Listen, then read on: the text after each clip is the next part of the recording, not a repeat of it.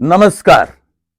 KVM के show इनसे मिलिए में मैं धर्मेंद्र गोस्वामी आपका एक बार फिर हार्दिक स्वागत करता हूं। नव वर्ष में हम एक ऐसी शख्सियत को मिलवाने जा रहे हैं, एक ऐसा व्यक्तित्व जिसे मैं व्यक्ति नहीं कहूंगा, एक संस्था कहूंगा, एक इंस्टीट्यूशन कहूंगा। हमारे स्टूडियो में है डॉक्टर रविंद्रपुरी जी से मेरी मुराद है कि वे हमारे स्टूडियो में हैं। तो डॉक्टर साहब, सबसे पहले तो मैं ये कहना चाहूंगा कि आप रतिया के 2 कॉलेजों के प्रिंसिपल हैं इस समय। बिल्कुल जी।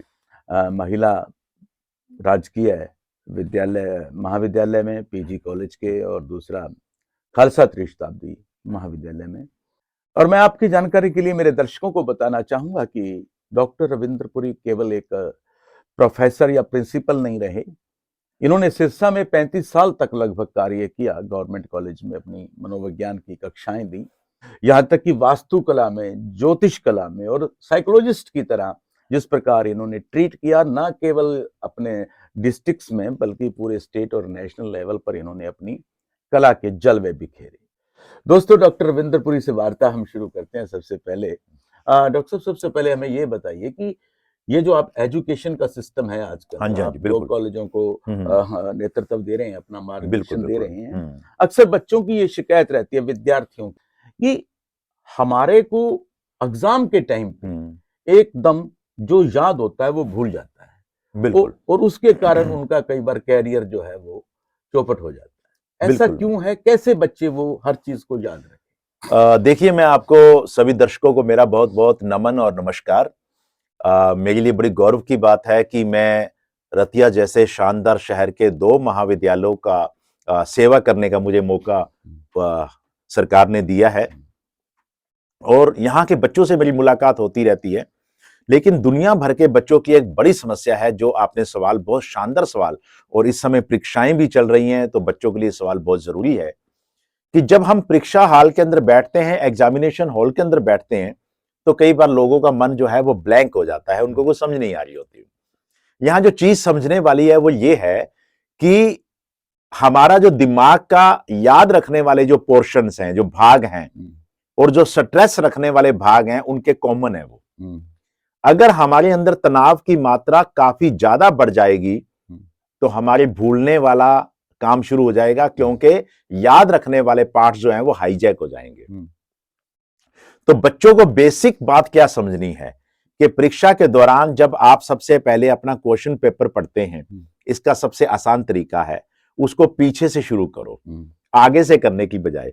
नहीं तो क्या होता है, बच्चा पहला क्वेश्चन पढ़ता है, ये नहीं आता, दूसरा पढ़ता है, अरे ये भी नहीं आता, तीसरा, ओ माय गॉड, ये भी नहीं आता, और बंदे को लगता है एंजाइटी का लेवल, स्ट्रेस का लेवल इतना बढ़ जाता है जो कुछ उसको याद भी होता है उसका भी फ्यूज उड़ जाता है, क्योंकि वहां पे स्ट्रेस की मात्रा इतनी ज्यादा हो जाती है कि वहां पे मेमोरी की जगह नहीं बचती है, क्योंकि मेमोरी वाले पोर्शन और स्ट्रेस वाले पोर्शन एक दूसरे के कॉमन है। दूसरी बात, यह बात ध्यान रखने की जरूरी है कि जब भी पेपर आए, सबसे पहले क्वेश्चन पेपर पढ़िए। जब पूरी तरीके से आप उसे पढ़ लेंगे, फिर आप अपने दिमाग का वो कीजिएगा कि आपको सबसे बढ़िया इनमें से कौन सा क्वेश्चन आता है। मान लो कि आपको एक ही आता है, तो आप एक से शुरू करें, तो इतनी देर में आपका स्ट्रेस का लेवल कम हो जाएगा और आपको दूसरे क्वेश्चंस भी याद आने शुरू हो जाएंगे। बहुत खूब आपने ये बात, हमारे जो विद्यार्थी इस कार्यक्रम को देख रहे हैं और आजकल परीक्षाओं के दिन है, तो नोट कीजिए इस बात को। लोग सब एक विषय जो और रह कर हमारे जहन में आता है कि कई लोग, चाहे परीक्षा है, चाहे कोई बीमारी है, चाहे कोई और हालात है, उसको लेकर बड़ी जल्दी पैनिक हो जाते हैं, डर जाते हैं। बिल्कुल। और ऐसी स्थिति में उनका जो है ब्लड प्रेशर है या शुगर लेवल है, जो पेशेंट्स हैं उनका बढ़ जाता है। उन हालातों का काम साथ समझौता नहीं कर पाते वो। बिल्कुल। तो ये कैसे संभव है कि वो हर हालात में सम रहे? बिल्कुल। देखिएगा, आजकल आज की तारीख में क्या हो गया कि जो पैनिक होना होता है, पैनिक होने का मतलब होता है कि एंजाइटी, अचानक फियर, एंजाइटी इतना ज्यादा हावी हो जाना कि आपके ब्रेन का बाकी चीजें फ्यूज उड़ जाता है, आपको कोई समझ बात नहीं आती है। आप कभी कभी इतने डर जाते हैं, इतने भयभीत हो जाते हैं कि आपको और कोई बात समझ नहीं आएगी। और इसका होने का सबसे बड़ा कारण यह है कि हमारे ब्रेन के अंदर बहुत सारे अलग अलग किस्म के पार्ट्स हैं जो अलग अलग चीजों को कंट्रोल करते हैं। एक पार्ट है जिसका नाम होता है एमिगडाला। एमिगडाला के अंदर मेमोरीज होती है फोटो के रूप में।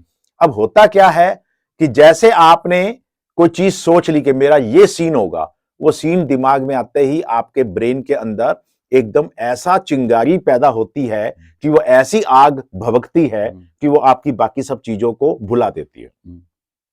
पैनिक अटैक से बचने का सबसे आसान रास्ता ये होता है कि जब भी पैनिक अटैक आए तो याद रखिएगा कि अपने शरीर को ढीला छोड़ दीजिएगा।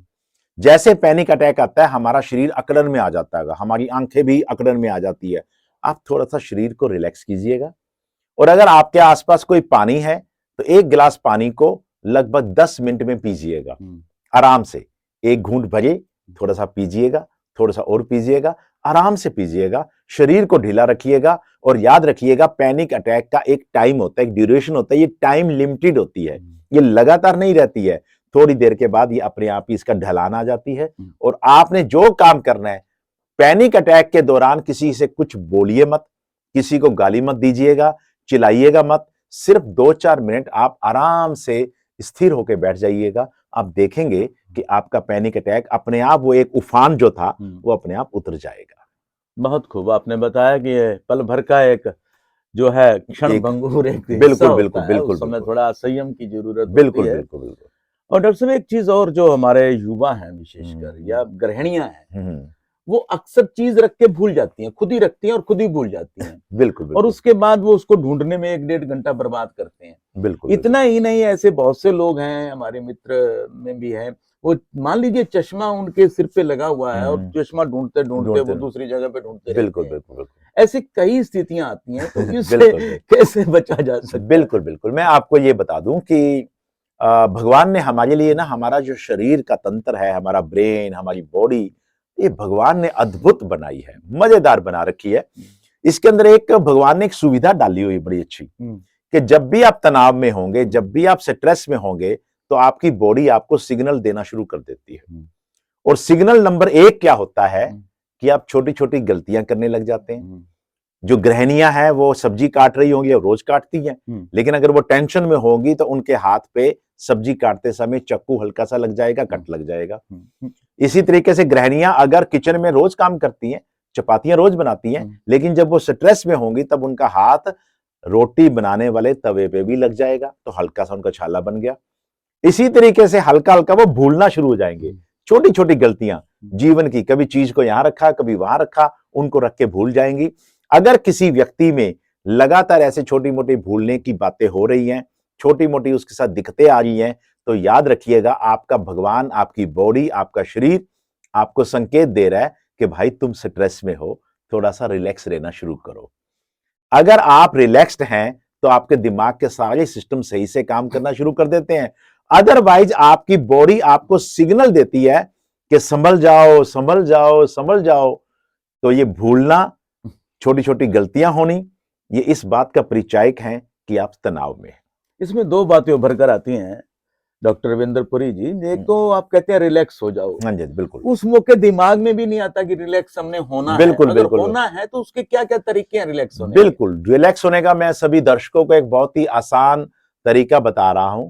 बहुत आसान है, जादुई मंत्र है। अगर किसी व्यक्ति को ब्लड प्रेशर है, वो इस विधि का इस्तेमाल कर लेगा। किसी को गुस्सा आता है, किसी को एंजाइटी रहती है, ये सभी बीमारियों का एक रामबाण इलाज है और साइंटिफिक है।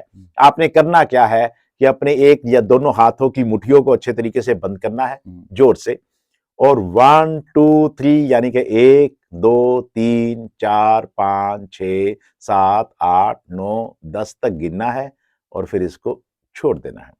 हाथ ऐसे छोड़ देने हैं जैसे ये मर गए हों। थोड़ा सा आराम महसूस होगा। इसको दोबारा से करना है, तिबारा से करना है। 5-10 बार आपने इस एक्सरसाइज को सुबह करना है, शाम को करना है, रात को करना है। और या जब कभी आपको एंजाइटी हो, पैनिक अटैक हो, डर लगे, गुस्सा आए, ये कसरत अगर आप कर लेंगे तो दुनिया की कोई ताकत ऐसी नहीं है जो आपके अंदर वो इमोशन दोबारा से पैदा कर दे। आपको थोड़ी देर के लिए उससे रिलैक्सेशन अपने आप ही मिल जाएगी। बहुत आसान है और इसको करने के लिए आपको ऐसे करने की जरूरत नहीं है। अगर आप किसी भीड़ में बैठे हैं, ऑफिस में बैठे हैं, आप किसी को दिखाना नहीं चाहते हैं, तो आप अपनी जैकेट के नीचे हाथ डालिएगा, दोनों हाथ, और वहीं पे आप इस एक्सरसाइज को कर सकते हैं। ऑफिस में बैठे हैं तो अपने ऑफिस में नीचे हाथ कीजिएगा, 1 2 3 4 आराम से 10 तक बोलिएगा और हाथों को ऐसे छोड़ दीजिए जैसे मर गए हो। फिर दोबारा से ऐसे 5-10 बार कीजिएगा और ये इतनी शानदार जादुई मंत्र है ये शारीरिक रूप से आपके ब्रेन के अंदर एंजाइटी, फियर, डर, गुस्सा पैदा करने वाला जो पार्ट है जिसका नाम है सिंपैथेटिक नर्वस सिस्टम, उसको बंद करके शरीर को आराम देने वाला पैरासिम्पैथेटिक को शुरू कर देता है। डॉक्टर साहब ये तो आपने बताया कि एक्सरसाइज है हाँ जी, जो हाँ जी। फिजिकली है, जो एक्सरसाइज आप कहते हैं कि इसको करने से हुँ, ये मनुष्य ठीक हो जाता है। हुँ। क्या इसमें दवाइयां भी असर करती हैं? देखिएगा, मैं आपको ये कह रहा हूं कि हमारे पास हर तरह की दवाइयां एक साइकियाट्रिस्ट के पास, एक डॉक्टर के पास मौजूद होती हैं, जिनका बुनियादी रूप से वही काम है जो हम इन एक्सरसाइज के माध्यम से करते हैं। हम किसी भी व्यक्ति को दवाई लेने के लिए तब बोलते हैं अगर उसके पास मनोवैज्ञानिक साइकोथेरेपी, काउंसलिंग, इस तरीके की एक्सरसाइजेज तमाम चीजें खत्म हो जाएं, उसके बाद अगर वो व्यक्ति नहीं संभल पा रहा है। और याद रखिएगा, कुछ बीमारियां ऐसी होती हैं जो जैविक होती हैं, जो कि आपको अपने माँ बाप से मिलती हैं या शारीरिक बनावट के कारण आती हैं, उसमें हमें दवाई से ही इलाज उसका होता है। लेकिन अगर कोई बीमारी मनोवैज्ञानिक कारणों से है, अब मान लो कि सास बहू का झगड़ा हो गया और बहू के अंदर कोई एंजाइटी या डिप्रेशन के सिम्टम आ गए, तो उसको दवाई से पहले उसको काउंसलिंग की जरूरत है। बहुत खूब। डॉक्टर साहब एक चीज जो मेरे साथ भी हुई मैं आपसे शेयर करना चाहता हूँ। अभी तो हमने बच्चों की बात करी, जो विद्यार्थी हैं पैनिक हो जाते हैं, डर जाते हैं। फर्स्ट टाइम जब मैं बॉम्बे गया तो वहां पर गेटवे ऑफ इंडिया के ऊपर स्टीमर चलते हैं, तो मैंने समुंदर को देखा तो मैं डर गया एकदम से। तो मेरे मित्रों ने कहा कि आप स्टीमर में यात्रा करते हैं, मैंने कहा मैं नहीं करता भाई। 19 लोग थे तो 18 चढ़ गए, मैं रह गया। तो उन्होंने मुझे हौसला बंधाया और मैं छलांग मार के स्टीमर में चढ़ गया उसमें, और फिर मैंने पूरा उनसे ज्यादा एंजॉय मैंने किया। बिल्कुल। लेकिन पहले मेरी हिम्मत नहीं पड़ रही थी। दूसरा चांस मेरे साथ गोवा में हुआ। वहां पर भी जो क्रूज चलते हैं समुद्र के अंदर, 3-3 4-4 मंजिला होते हैं, तब भी वैसा हुआ। टिकट भी ले ली हमने। जब चढ़ने का वक्त आया तो मुझे दिक्कत होने लगी। तो ये क्यों होता है? स्टार्टिंग प्रॉब्लम ना हो। ये देखिएगा, मैं आपको चीज बताता हूं कि हमारी सब लोगों की अलग अलग किस्म की, एक होती है मानसिक बीमारियां। देखिए, सभी दर्शकों को यह समझना जरूरी है कि एक होती है मानसिक बीमारी जो कि हमारी साइकोलॉजी के पैरामीटर्स पे खरी उतरती है। मान लो डिप्रेशन, हम उस बंदे को कहेंगे जिस बंदे के अंदर 6 महीने तक लगातार डिप्रेशन के सिम्टम्स हैं, ये सिम्टम है, वो सिम्टम है। लेकिन कुछ लोग मानसिक रूप से बीमार नहीं होते, लेकिन उनकी पर्सनैलिटी वैसी होती है कि उनको डिप्रेसिव पर्सनैलिटी, यानी कि वो अगर हम डॉक्टर के पास जाएंगे तो डॉक्टर कहेगा जी आप डिप्रेशन के पेशेंट नहीं हो, लेकिन उसको उदासी रहती है। तो वो बॉर्डर लाइन केसेस होते हैं, उनकी पर्सनैलिटीज वैसी होती हैं। ऐसी कुछ लोगों की पर्सनैलिटी होती है जिनको हल्का सा, वो बड़ी नॉर्मल सी बात होती है, फोबिया रहता है दिमाग में। इसको हम बोलते हैं हाइड्रोफोबिया। हाइड्रोफोबिया में क्या होता है कि बंदे को पानी से डर लगता है। अब वो तो एक बड़ी भयानक बीमारी हो गई जिसमें पानी से डर लगता है। पानी को देख के बंदा कांपने लग जाता है। लेकिन कुछ लोगों के अंदर ये हल्का फुल्का गुण छोटी मात्रा में, बीमारी के रूप में नहीं, उसकी पर्सनैलिटी के रूप में मौजूद होता है। वहां पे कईयों को पानी से डर लगता है, कईयों को रेलगाड़ी से डर लगता है, कईयों को ऊंचे स्थानों से डर लगता है, वो हवाई जहाज में बैठने से घबराते हैं।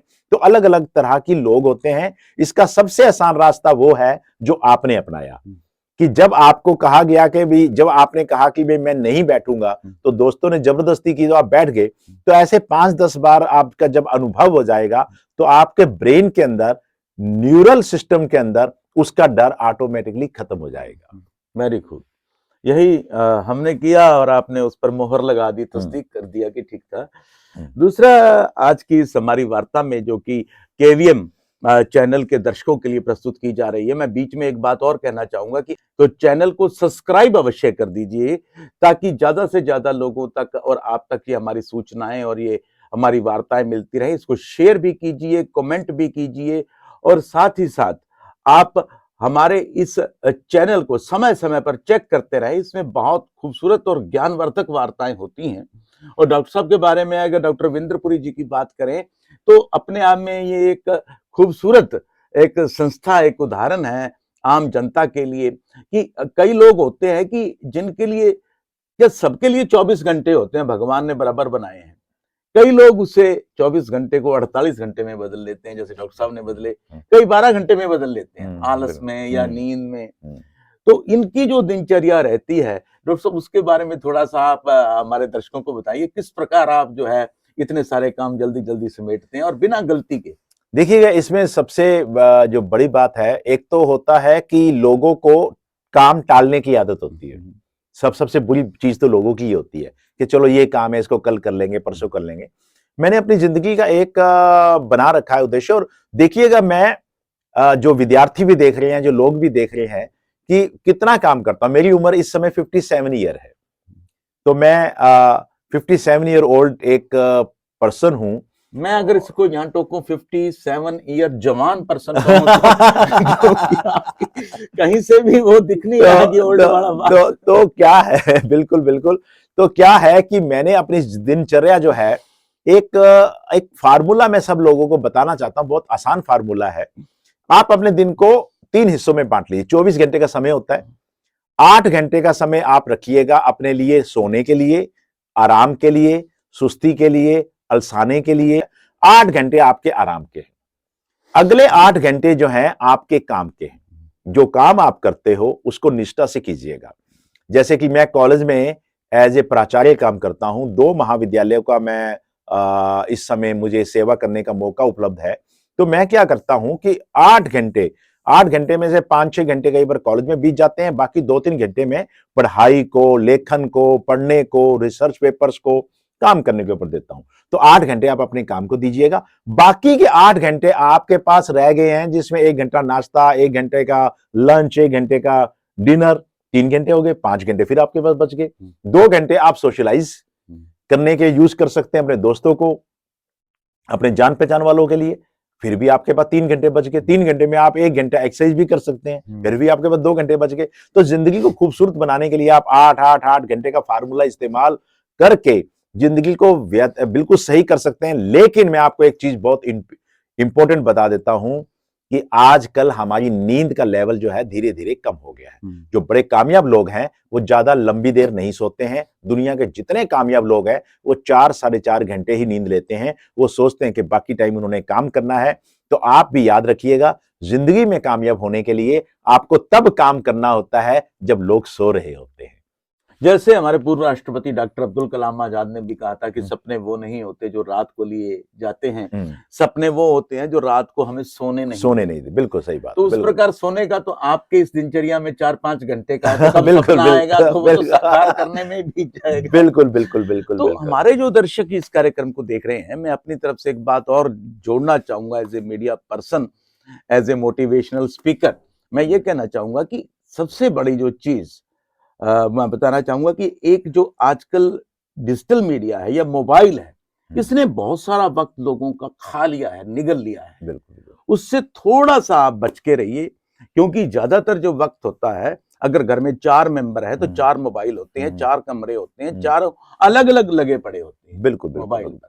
उससे थोड़ा जरूर लीक से यहाँ पे मैं थोड़ा ऐड करना चाहूंगा। एक बहुत मैंने अपने सभी दोस्तों के घरों में, अपने घर में भी ये कर रखा है, सभी लोग कर सकते हैं कि आप लोग खाने के टेबल पे जब खाना खाते हैं तो एक तो कोशिश कीजिए कि पूरा परिवार इकट्ठा बैठकर खाना खाए, चाहे बेड पे बैठ के खाए, चाहे टेबल पे बैठ के खाए, पहली चीज। दूसरी बात यह कि फोन नहीं होना चाहिए उस समय। कम से कम खाने के समय तो हम लोग आमने सामने बैठकर एक दूसरे से बातचीत कर सके। सबसे जरूरी चीज ये है। तीसरी चीज ये है कि घर के अंदर एक ऐसा नियम भी बना सकते हैं आप कि जब घर में सब लोग हों उस समय कोई टीवी, कोई लैपटॉप, कोई मोबाइल पे ना रहे। तो हम अगर दिन के अंदर 1 घंटे 2 घंटे भी ऐसे निकाल लें तो इसको हम बोलते हैं आम भाषा में क्वालिटी टाइम, यानी कि परिवार को गुणात्मक समय देना। अगर आप अपने घर के अंदर अपना फोन हाथ में रख के बैठे हुए हैं और अपने बेटे से या बेटी से या अपने वाइफ से या अपने जीवन साथी से बात कर रहे हैं और साथ साथ फोन देख रहे हैं, तो याद रखिए वो आप अपने जीवन साथी को, परिवार को क्वालिटी टाइम नहीं दे रहे हैं। क्वालिटी टाइम हो ये होता है जब मोबाइल आपसे दूर होता है, टीवी आपसे दूर होता है, रिमोट आपसे दूर होता है, लैपटॉप आपसे दूर होता है, आंखों में आंखें डाल के हम आमने सामने वाले से बात करते हैं, उसे हम क्वालिटी टाइम कहते हैं। इस क्वालिटी टाइम की बात करें तो मैं यहाँ एक और जोड़ना चाहूंगा कि पहले प्राचीन सभ्यता में ये था कि जब गुरुजन या माता पिता या कोई बड़ा मिलता था तो दंडवत प्रणाम किया जाता था। बिल्कुल। शरीर के 8 भाग जमीन को छूते थे और तब वो प्रणाम पूरा होता था। लेकिन आजकल मैं ये कहता हूं कि अगर किसी बड़े को या अपने बराबर के को देखकर अगर अपना मोबाइल भी साइड में रख देते हैं तो वो दंडवती प्रणाम से भी बढ़ के है। बिल्कुल, बिल्कुल, क्योंकि मोबाइल आजकल छोड़ना अपने आप में एक बड़ी बात हो गई है। फ़ोन मोन मैनिया ऐसा हो गया है कि लोगों को लगता है कि जिस दिन फ़ोन उनका घर छूट जाता है, तो उनको लगता है पता नहीं पीछे क्या हो गया। दिन चढ़ा ही नहीं आज। हाँ, तो इसको हम नोमोफोबिया बोलते हैं कि भाई फ़ोन ना होने का भी फ़ोबिया हो जाता है लोगों को। तो आप ना घर में अगर सभी दर्शक एक एक्सरसाइज़ भी कर सकते हैं, बड़ा मज़ा आने वाला है आपको। आप ना जब कभी थोड़ी देर बाज़ार में इधर आस-पास घर के आस-पास घूमने-फिरने जाएँ, तो फ़ोन अपना घर पे छोड़ जाएँ। तब आप जाके देखेंगे कि आपकी पड़ोसी की आपका जो आस-पड़ोस है, आपकी दुकानें हैं, बाज़ार हैं, घर है, मोहल्ला है, तब आप देखोगे वाह! ये तो मैंने इतने दिनों से देखा ही नहीं है, क्योंकि सारी दिन तो हम फ़ोन के अंदर होते हैं। तो ये मसरूफियत फ़ोन वाली जो है ये थोड़ी छोड़िएगा और ज़िंदगी को खुले दिल से जीने के लिए आप लोग बड़ी जाँबाज़ी के साथ जीना चाहते हैं, तो फिर आप कभी ना कभी इन चीज़ों के ऊपर ज़्यादा डिपेंड मत रहिएगा और कोशिश कीजिएगा कि ये फेसबुक पढ़ने की बजाय आप लोग डायरेक्ट लोगों के फेस को पढ़िएगा तो ज्यादा अच्छा रहेगा। वाह! लोग कहते हैं बदलता है ज़माना, लोग कहते हैं बदलता है ज़माना, मर्द वे हैं जो ज़माने को बदल देते हैं और अपने को भी बदल बिल्कुल, बिल्कुल, सही बात है। तो दोनों चीज़ों का एक साथ मिश्रण अगर हम करेंगे तो आज हमारी वार्ता का कुछ सार्थक संदेश जाएगा और आप अपने फीडबैक भी हमें दीजिएगा कि हमारी वार्ता में आपको क्या-क्या अच्छा लगा और क्या आपने अपनाया और उससे आपको क्या बेनिफिट हुआ और अगर नहीं भी हुआ तो भी बताइए क्योंकि डॉक्टर साहब का और हमारा रिश्ता बहुत मित्रता है, हमारी दोस्ती है और ये हर समय हमारे लिए उपलब्ध रहते हैं तो हम दूसरी वार्ता भी इनके साथ अरेंज कर सकते हैं। आज भी इन्होंने समय निकाला, हालांकि मशरूफियात इनके पास बहुत है। डॉक्टर साहब एक जो हमारे दर्शक इस कार्यक्रम को देख रहे हैं उनमें से बहुत से हमारे कर्मचारी भी हैं, अधिकारी भी हैं, उनका ये कहना होता है कि हम अपने काम में 8 घंटे की ड्यूटी करते हैं, इसके अलावा कोई एक्स्ट्रा को करिकुलम या कोई ऐसी एक्टिविटीज उनके पास नहीं होती जिससे वो अपना सर्वांगीण विकास कर सके। बिल्कुल, बिल्कुल। तो जैसे आप हैं, पेंटिंग में हैं या आप लेखन कार्य में हैं, पत्रकारिता में भी आप काम करते रहे हैं और जब हमने जनसत्ता शुरू करी थी तो इत्तेफाकन तब आप जनसत्ता अखबार में भी थे। तो हमारे जो व्यूअर्स हैं उनको आप बताइए कि चाहे वो दुकानदार है, चाहे वो नौकरी पेशा है, उसके अलावा अपनी जो योग्यता को कैसे बाहर लाए? देखिए, मैं आपको जो इस समय सभी दर्शक सुन रहे हैं, जो महिलाएं हैं, पुरुष हैं, बच्चे हैं, मैं सभी से आग्रह करता हूं कि पूरे दिन के अंदर 24 घंटे के अंदर कम से कम 1-2 घंटे का समय ऐसा होना चाहिए जो आपके परिवार से नहीं जुड़ा होना चाहिए, जो आपके समाज से जुड़ा नहीं होना चाहिए, वो मूल रूप से सिर्फ और सिर्फ आपका होना चाहिए। 1-2 घंटे का समय ऐसा होना चाहिए आप अपनी हॉबीज को देखिए। हर आदमी के अंदर कोई ना कोई भगवान ने योग्यताएं डाली हुई है। भगवान जब ऊपर से योग्यताएं फेंक रहा था तो उसने कोई भेदभाव नहीं किया, अभी इसको कम डालनी है, इसको ज्यादा डालनी है। हर किसी के पास कुछ ना कुछ योग्यताएं होती हैं। मेरा सब लोगों से अनुरोध है कि आप 1-2 घंटे अपने शौकों के लिए निकालिएगा। जैसे बुक रीडिंग की बहुत अच्छी आदत होती है, इसी तरीके से संगीत सुनने की आदत है, किसी को संगीत बनाने की आदत होती है, इसी प्रकार से किसी को घूमने फिरने की आदत होती है। आप अपने शौकों को अगर पूरा कर रहे हैं, अगर कोई व्यक्ति, मैं चैलेंज के साथ कहता हूं कि अगर कोई व्यक्ति हर रोज 2 घंटे अपनी जिंदगी के अपने शौकों को, अपने हॉबीज को दे रहे हैं, तो उसकी मेंटल हेल्थ कभी भी खराब नहीं हो सकती है। बहुत खूब आपने कहा कि अपनी हॉबीज को जो है इजाफा दीजिए, टाइम दीजिए और एक जो पत्थर होता है, एक पत्थर चोट खा खा कर कंकर कंकर हो गया और एक पत्थर चोट खाकर शंकर शंकर हो गया। बिल्कुल, बिल्कुल। तो भगवान ने सबके लिए बराबर जो है रास्ते दिए हैं, तरीके दिए हैं। और डॉक्टर साहब एक चीज और मैं काफी समय से मेरे जहन में उठ रही थी, कई कार्यक्रमों में हम मिले, सोशल कार्यक्रम थे तो वहां डिस्कस नहीं कर पाए क्योंकि हमारा जो डिजिटल रिकॉर्डिंग स्टूडियो है उसमें केवल हम 2 लोग ही हैं। तो यहाँ हम कर सकते हैं ये बात बिल्कुल कि आपकी इस उम्र में, 57 साल की उम्र में, और मेरे ख्याल जल्दी आपकी रिटायरमेंट भी है शायद, बिल्कुल इसी साल में है। तो आपने जिस प्रकार अपने आप को मेंटली, फिजिकली फिट रखा हुआ है और खूबसूरत भी लगते हैं आप, फोटोजेनिक फेस है आपका, इसके पीछे क्या कारण है? कौन सा च्यवनप्राश खाते हो आप? बिल्कुल, बिल्कुल। ये सवाल आपने, कई लोग मुझसे ये सवाल पूछते हैं। देखिएगा, मैं सबसे पहले तो अपने माँ-बाप का ऋणी हूँ, जिन्होंने मुझे ऐसा जेनेटिकल मेकअप दिया, ऐसा स्वरूप दिया। और मैं आपको ये बताना चाहता हूँ कि पॉजिटिव और नेगेटिव लोग बातें करते हैं कि भैया मैं बड़ा पॉजिटिव हूं, मैं बड़ा ये है, लेकिन वो अंदर से होते नहीं है। अंदर से वो कटुता रखते हैं, लोगों के लिए नेगेटिविटी रखते हैं, लोगों को।